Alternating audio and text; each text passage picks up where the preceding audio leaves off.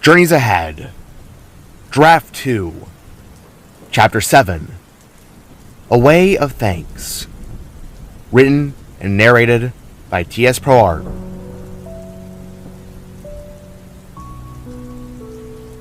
Stomping in the wet and murky puddles side by side, the two kids of cosmic power made their way down a barren, empty, and almost abandoned road in hard steps. The rain above continued its never-ending downpour that smacked and battered the top of Void's umbrella. Then, boom! Another array of lights blasted again. Zap! Bright, colorful images and shocks that Void and Jida could now see to be coming from some type of abandoned store. Stopping before its front with stern stares, Void and Jida discovered it to be a location that was designed to sell older movies and television, back when things were DVD and VHS. Buster Block was its name, with a sign exclaiming it in a withering display. Whoa! I remember this old place. It's definitely seen better days. Jida shouted aloud as she grazed her eyes across the building's boarded-up windows and front door. Me and my parents used to come here every so often during the weekends. I gotta say though, it sucks seeing it like this. Walking up to the sealed door together, Void and Jida could both see a faint shining light from between the termite-strewn holes within the wood. It was unnatural, dizzying, and more importantly, flowing with burning and changing colors. What is this place? Void asked as he leaned his umbrella backwards to see the sign better. It's an old video rental store. This was a place where you could rent out films, shows, and video games. Sadly, nobody really does that nowadays. It's all direct-to-home streaming and junk like that. Jida explained as she tapped the front door's wooden exterior with her right fist. And we're about to break and enter this old memory of mine. Raising her fist back, Jida got ready to punch the screwed-up frame of wood down, before being halted by Void's words and touched to her shoulder. Wait. Wouldn't it be best to just warp inside? He rightfully asked, with a ponderous yet nervous gaze, getting Jida to look at him over her shoulder with puppy dog eyes. But I've always wanted to try this, she reasoned with an extending lower lip that caused the spark to squint in response. Okay. Go for it. In a flash, Jida's happy and adventurous flair returned to her face as she turned, reared back, and punched the old wood down with ease. As the planks both shattered and crumbled, Jida smirked with a devious grin before raising her fist back up, finding slivers and tiny pricks of wood lodged inside of her skin at all sides. Splinters. She giggled before burning them all away with her cosmic fire. After retracting his umbrella back into his body, Void and Jida both stepped out of the rain and into the building interior, where they were met with a large row of old block-shaped televisions to their lefts, rights, and in the far back. Old movies lay either resting on wall racks or scattered along soaked, nasty, 80s sprinkled patterned carpets. Old fence-design crates that once used to hold clearance sale products now lay emptied and most definitely looted. There was even a shattered gumball machine next to an abandoned checkout desk. This place definitely seen better days, Void reckoned, until setting his sights on the far back and gasping. There it was, the Glitch Tear, much bigger and vastly stronger in terms of power. By his estimate, the spark had been in Aurora for nearly a day now, making this one of the longest lasting periods for any tear in a good while, and it swallowed him deep into his core. Whoa! Rainbow Sparkle Portal! Jida exclaimed with a point towards the light, causing Void to go from nervous and anxiety-filled kid mode to standing straight upon business. Activating his sealer, Void suddenly sprinted forwards and slid to a hard stop before the tear's presence. The heat radiating off its form was almost akin to a burning star on its last legs. The one-way passage was not compatible for natural beings such as himself, making it all the more stress-inducing as to how he would breach the Glitch's realm. By Tarfian's spear. The spark cursed as he raised his arm and began to seal the massive rift close, all to Jaida's shock. Wait, that's the tear? She asked, whilst approaching and standing behind the spark with stunned eyes. Sure is. But thankfully, Void replied as he successfully closed the reality-shredding passageway. Your world, for the time, and hopefully forever, is now glitchless. The spark sighed out as he retracted his sealer and turned back to face Jaida. Oh, wait. Oh, good. Whew, thank you. What a relief. You are positive, right? The guitarist asked. Nodding with ease on his face, Void got ready to assure his friend some more, before being halted by the sound of a TV to the right, booming to life. Well, now wouldn't that be fantastic? Yelping, the two kids whirled around to their right, only to face the staticky screened image of a television atop a center shelf. Unlike every other screen that activated with static, this illuminated light held more of a red tint as opposed to a monochrome scrambling of grays. Within its very center, the distinct outline of a white, squared, flat buzzing eye was seen, appearing to be looking at the two of them from behind the very glass that separated them. You! Void growled with rage as he quickly stood in front of the now startled Jaida and activated his arm blades. It was Lotus, taunting him once again. Yep, it's me, your old pal. Found another one of my portals, I see. Lotus asked as several more of the TVs came to life, all with red static and glowing eyes. Hey, wait a second here. Does my little eye deceive me, or is there a freak of nature standing next to baby horns? While the eyes asked, sparking the other to reply, which was Lotus just seemingly talking to himself. Oh yeah, what kind of creature is it? It's really bright. This eye said as another one chimed in. And ugly. Look at the nasty band-aid on its face. It continued, causing Jaida's mood to crumble within. Doesn't even have a nose. What an ugly abomination. With a huff, Void swung his blades and destroyed one of the screens, getting the others to look upon its shattered remains in shock. Yeesh there, baby horns. Didn't mean to strike a nerve. The King of the Glitches exclaimed as the walls of TVs against the back all flashed to life, creating one staticky combined screen that held the King's darkened silhouette topped with his eye. You've struck plenty of nerves, bub. Don't you dare start by plucking hers as well. Void snarled out in his defensive posture as Jaida peered over his shoulder with a mix of shock, fear, and anger. Who are you? She asked aloud with a shaken breath.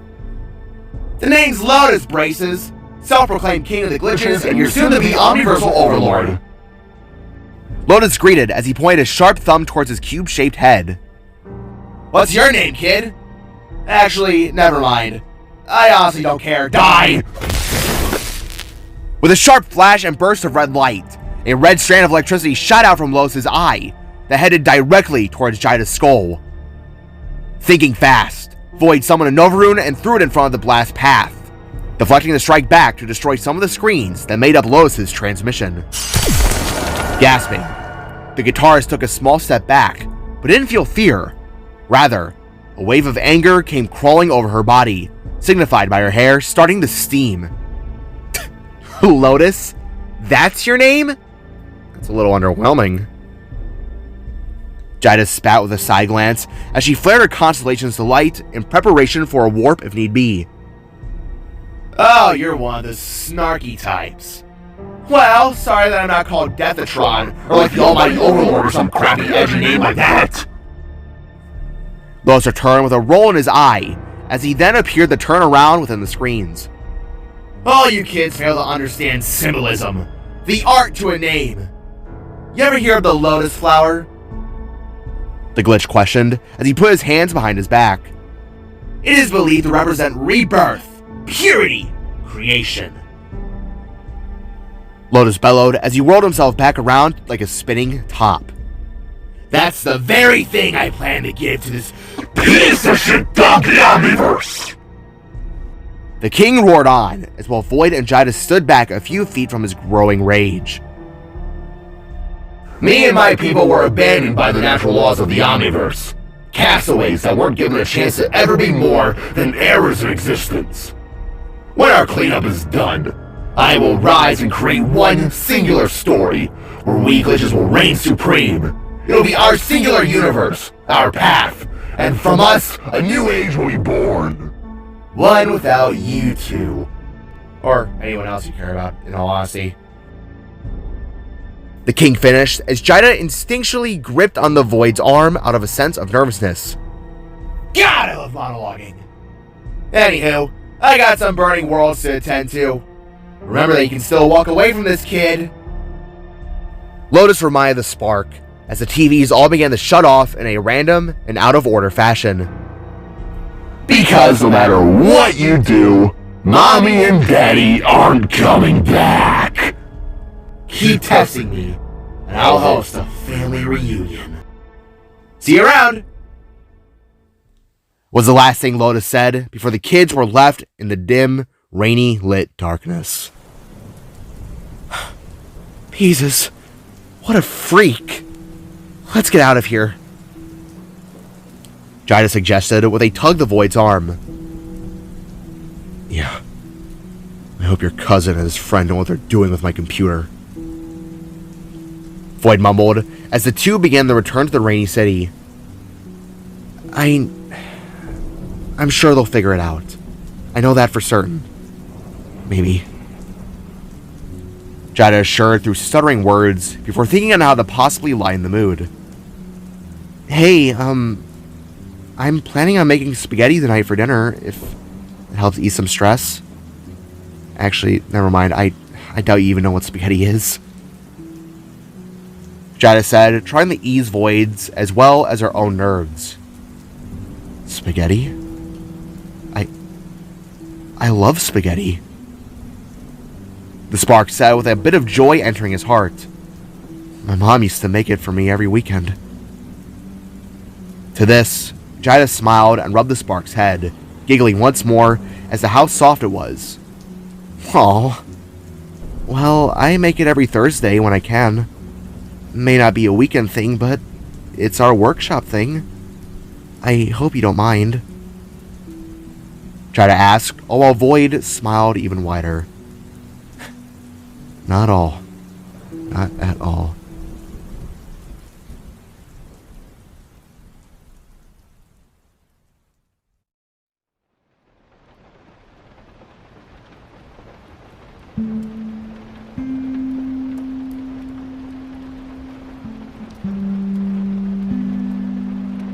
So it won't be ready till tomorrow morning,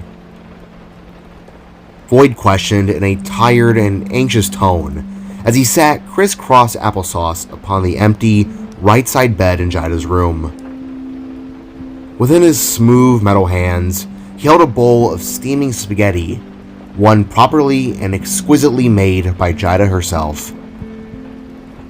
I mean, that's what they said when we walked in through the door, Jida reminded Void as she sat in some red, soft, cross-hatch pattern pants and a cozy black sweater.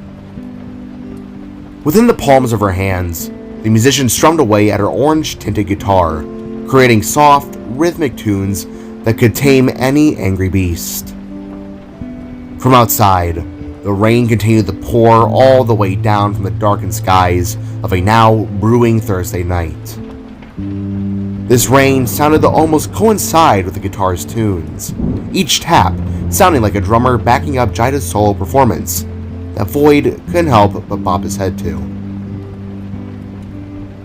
Well, hopefully it'll actually work. I'm not so sure if they really understand Spark Tech, Void said with concerned thoughts as he shoved a fork full of noodles and one big steaming meatball into his mouth.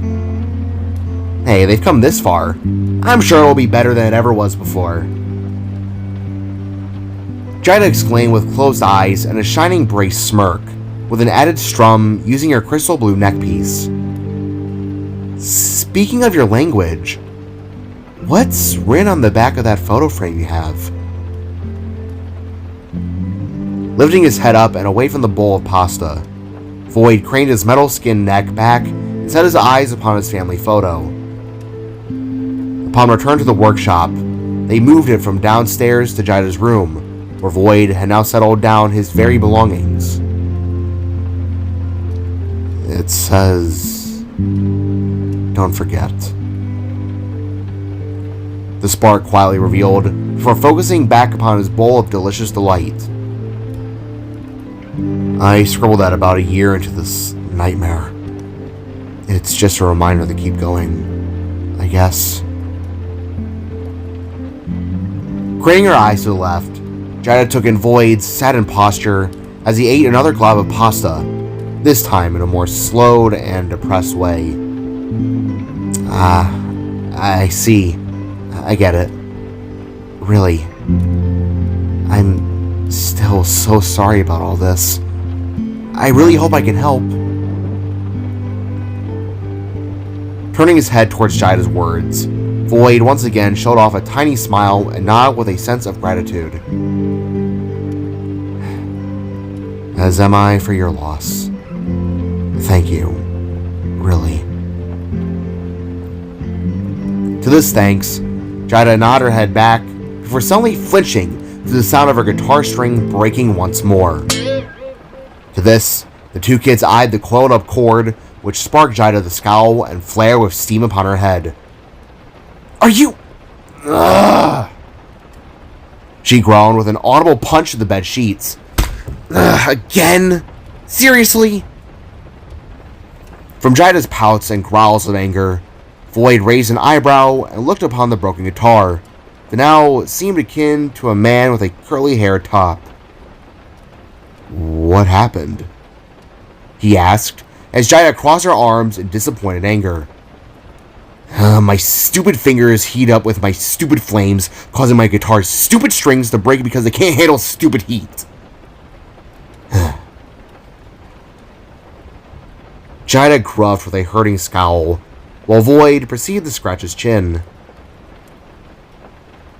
You can't really call physics stupid, Jaida. He reasoned with an accompanied glance up in his eyes. It is stupid. These powers are stupid. I'm stupid. I'm stupid, stupid, stupid. Jaida then ranted in a whisper, appearing to turn her anger back onto herself for an odd reason Void couldn't understand. What? Jaida, you're not stupid. You just don't have the right string material. Here, let me see it. Setting his bowl aside, Void stood and made his way over to Jaida. With a small hop, he left himself onto her bed and rested upon his knees. Yeah, right. I'm not stupid. Just a little dumb. The guitarist awkwardly agreed before taking note of Void's outstretched hands. Are you sure? This guitar is kind of important to me, Blue. Jaida asked, as Void simply shrugged. You can trust me, Freckles. I'm not going to break it any further. The spark assured with a sudden and unexpected nickname, causing Jaida to raise an inquisitive eyebrow. Freckles? She asked with a growing half smirk. Yeah, you've been nicknaming me all day. It's only fair that I strike back. If you don't like it, I can just continue to call you Jaida if you want. Void said with a softening tone, which caused Jaida to perk up and gently chuckle. No, I like Freckles. That's a new one on my end. Yeah. Jaida replied as she gently settled her guitar within Void's hands. Gripping the instrument, Void examined the strings up and down before snapping his fingers and activating an energy spike from his index fingertip.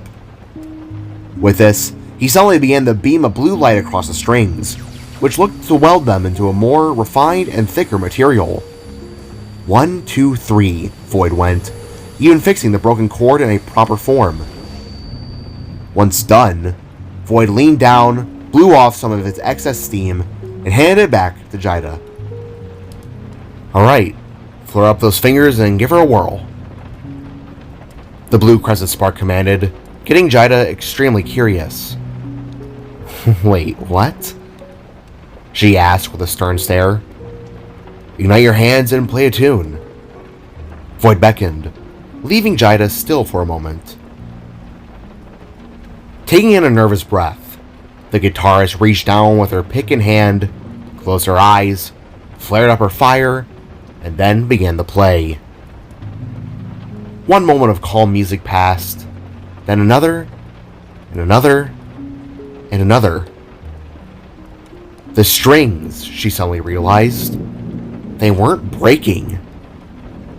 Opening her eyes, she not only found that the guitar's chords were working in unison, but that they were also emanating a yellow cosmic glow. What the? Jida asked in shock, as Void began to smile even wider. How did you? With a shrug in his shoulders, Void leaned back, tilted his head, and closed his eyes with a response. Simple. I applied a layer of soft grasp synthetic metal. It's both strong yet extremely thick, leaving your strings to act as though they would have had before you got your powers. Think of it as a futuristic cast. So long as those three stay on the strings, your guitar will work as fine as Sabarath's greatest machines. To this, Jida felt her lower lip quivering as she craned her sides back up in complete disbelief. I don't know what to say, she stuttered, as Void swung his legs over the bed, stood to his feet, and then shrugged once more. You don't have to say anything. I just wanted to help. Void replied before crossing his arms and then asking. Also, you said you loved space, right? Raising her eyebrow once more, the guitarist tilted her head and nodded. Yeah? Why, you ask? Turning, Void activated an arm blaster and shot open the upside-down Triangle Rift portal once again. In shock, Jida dropped her guitar, scooted back on her bed, and stared in awe at the mighty blue haze with wondrous eyes. Looking back, Void extended a hand and gestured with his head towards the entryway that had cast Jida's room in an ocean-colored haze. Would you like to see it up close? Void asked, leaving Jida stunned, and then slowly changing her expression into a wide smile. Wait. No way. Are you serious? She asked while crawling forwards and taking Void's hand. Yeah. Why wouldn't I be? He asked back as the two returned their eyes upon the portal. Wait, is this safe? The guitarist questioned, as she then stood as well. About like 95%, I'd say. We'll come back here whenever you want. Just tell me when. Void assured, as Jida, for a long moment more, gazed into the portal and wondered what could be on the other side.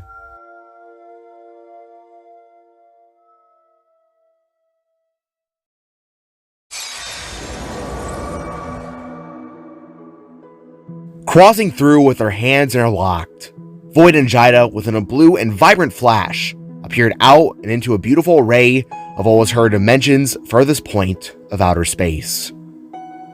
It was an endless sea of stars and planets that were combined with glowing spectacles of cosmic lights.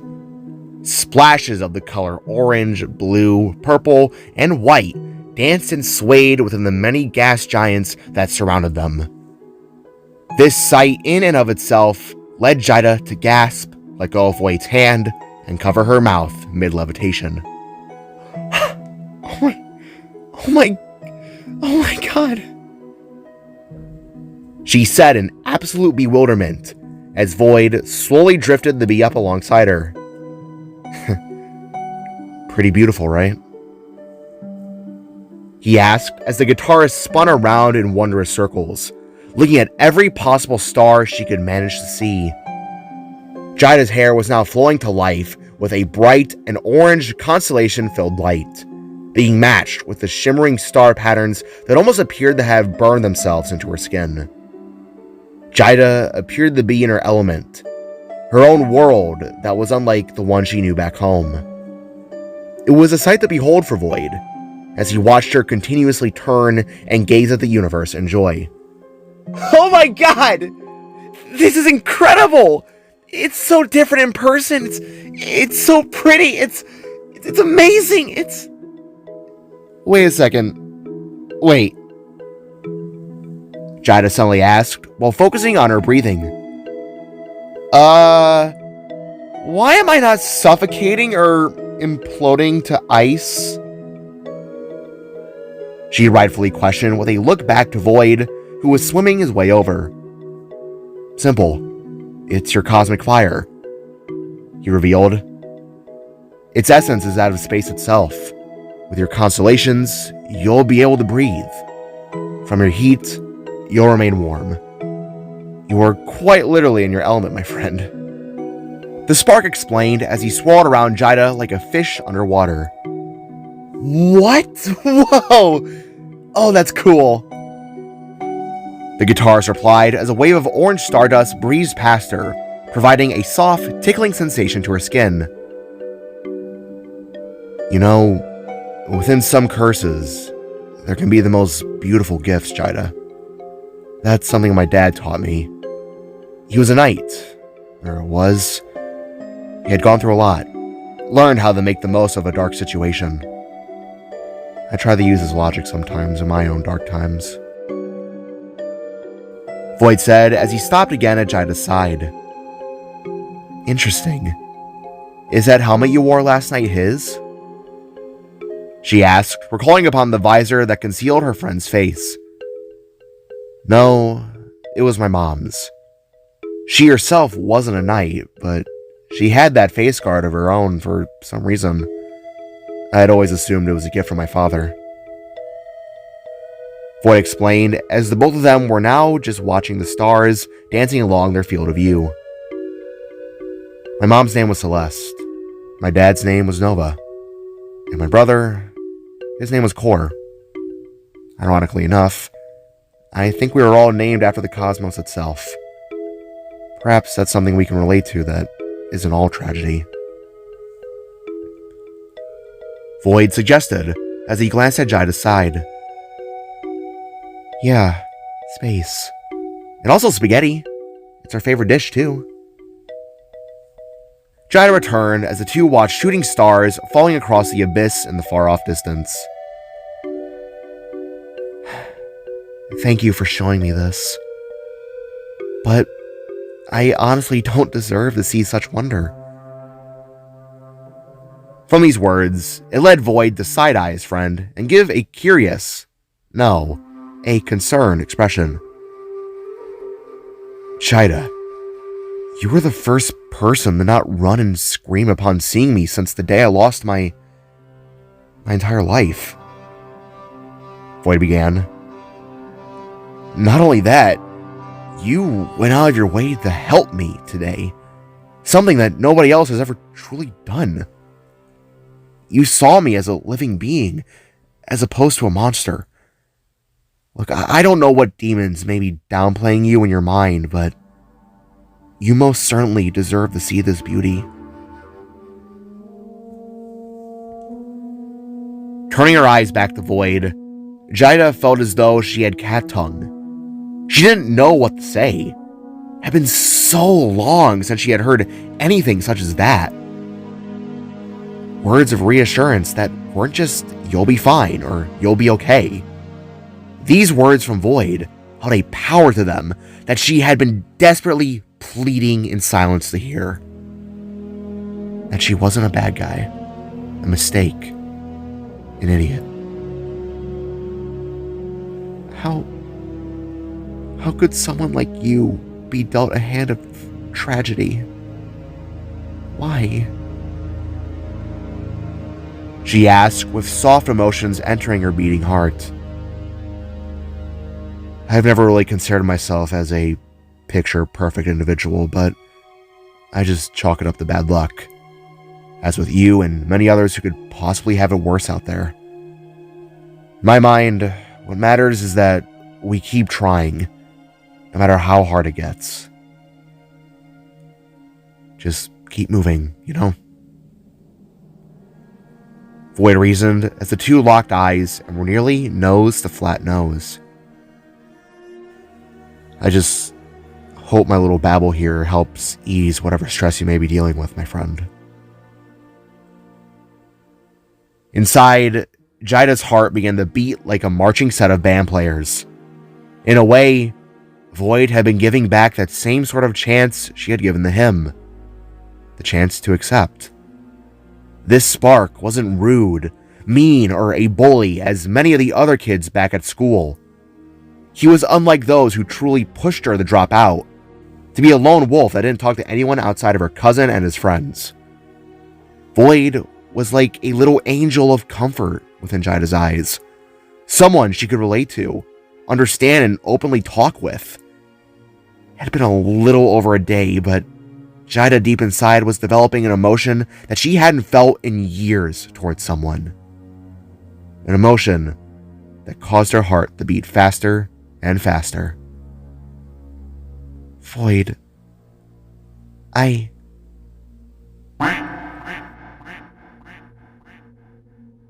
Halting in sudden silence, the two kids listened as the echoing boom of a loud quack reverberated across the cosmos. From this, Void looked past Jaida's shocked face and smiled. Oh, cool.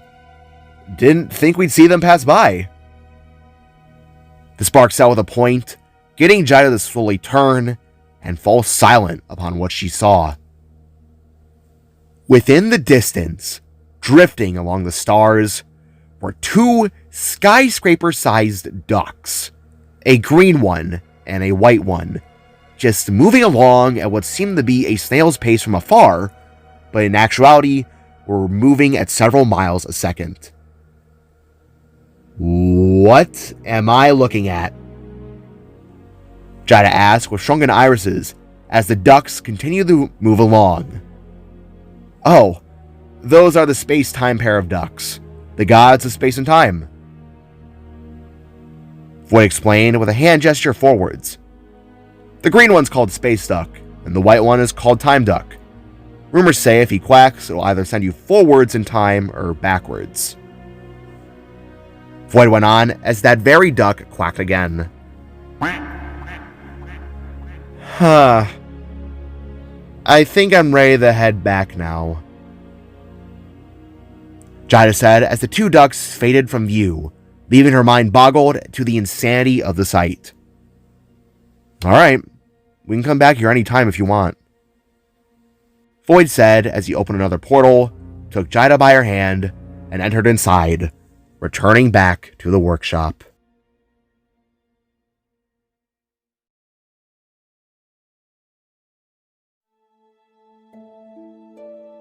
Mom, Dad, Mom, the core.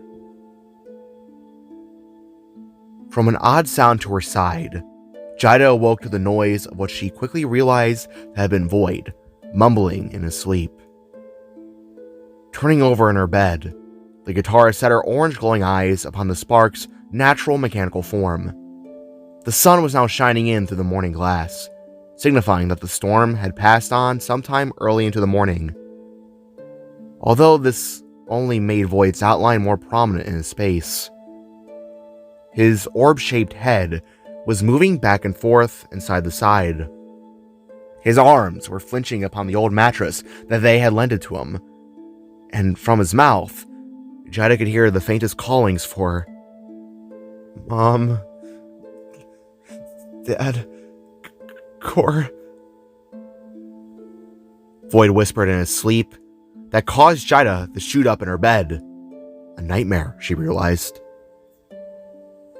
Hopping down upon her socks, Jida quietly made her way over the Void's side, leaned down, and gently shook the boy, who was shivering in his very own slumber.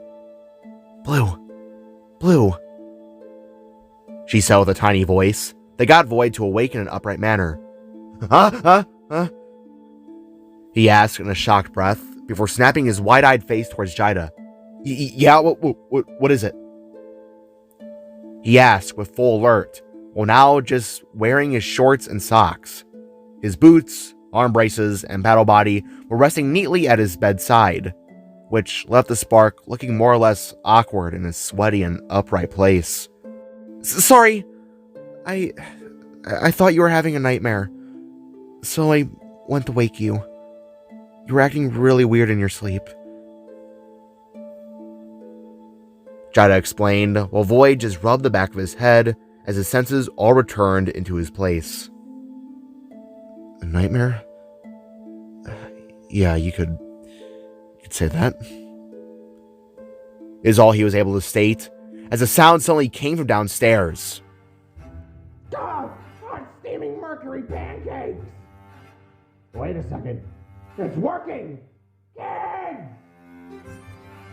From this muffled cry, Void and Jida first looked at each other, and then to the door. With a snap in her fingers, the musician warped her regular attire back over her body, while Void quickly put on his clothes, along with his backpack, and snagged his family photo frame. Once done, Jida took the spark by the arm and warped them both downstairs. Knock? The Cosmic Fire Wielder asked, as her and Void slid into the repair shop's second garage quarters, only to find a complete mess of a somehow functional contraption.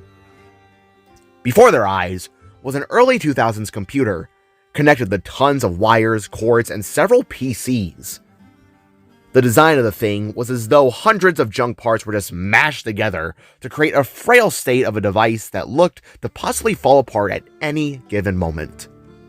There was even a chicken sitting atop the main monitor, pecking at a lone wire to keep it all functional. What in Matira's name? Void asked in absolute shock as to what the two had created. Where's my computer hard drive? Void then demanded, as the sleep-deprived cot approached and gave Void a small smack on the back of his head. Boo! In the pooter. Everything's all wired and functional.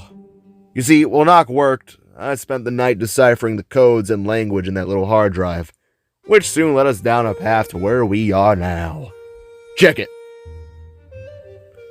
Nodding his head, Knock clicked a power button to his side, which activated the screen that emanated a hologram of the Omniverse, alongside a familiar voice. Systems booted. Back online. Greetings. I am Jet.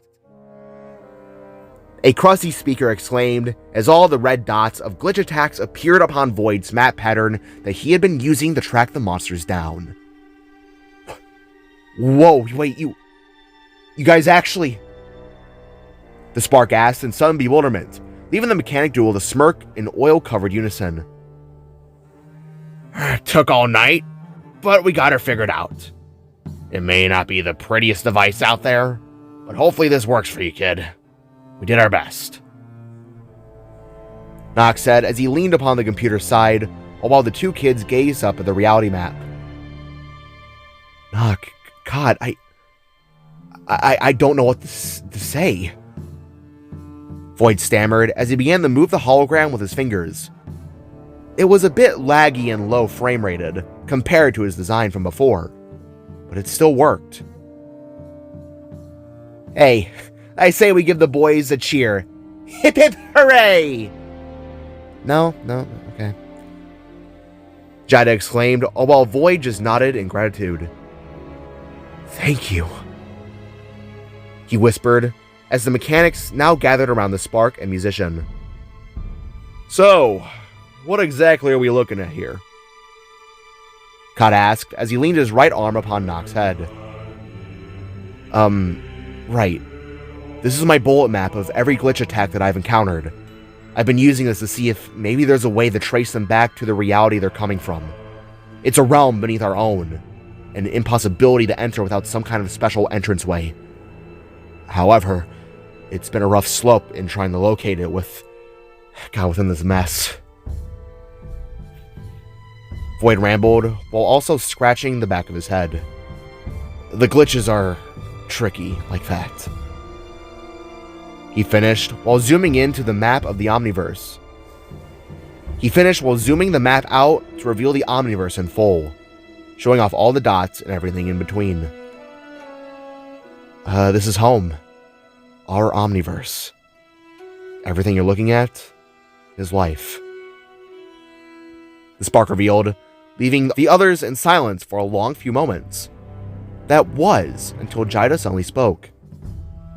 Hey, wait, these patterns, I think I recognize them, she said while gesturing to the red glinting dots. These formations. Zoom in a bit.